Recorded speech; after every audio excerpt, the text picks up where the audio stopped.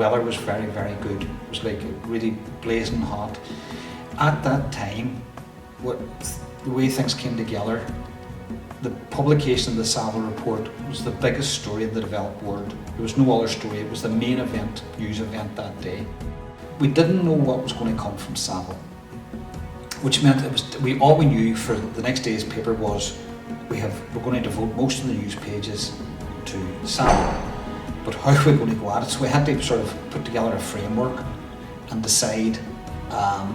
Then the work had to be done to fill it. So when I entered the Guildhall with my sister, and maybe it's just a brotherly thing, I was concerned that the news might not be very good, and how would she deal with it?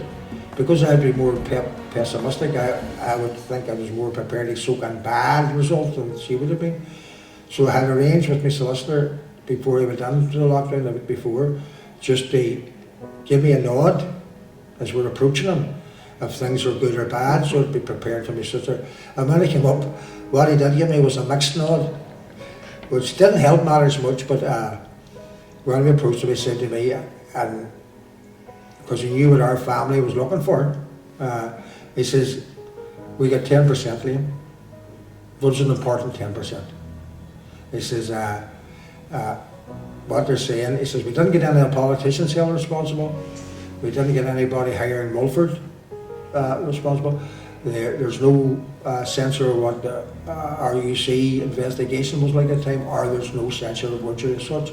But he says the 10% is very important.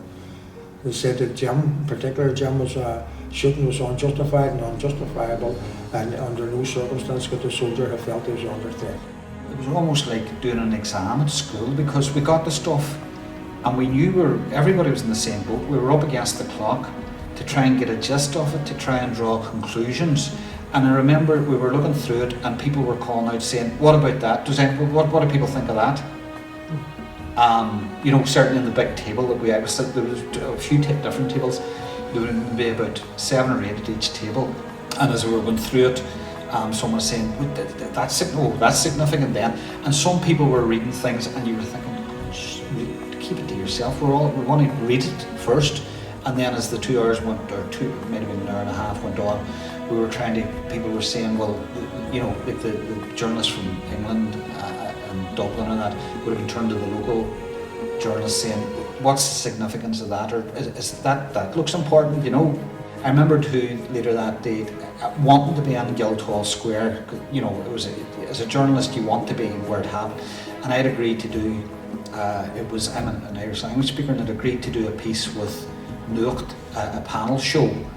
They had a temporary studio set up in what is now the Peace Park beside the Guildhall. It was a car park at that stage. I remember going into it and wanting to get away from it, and actually saying, I have to go, because I wanted to be where it was all happening. And it was an exciting day. It was a very exhausting day. A key point for me too was looking at Mark Durkan's response to the apology. Hugely emotional response, putting aside politics. Mark was speaking as a Derry man, and that moved everybody.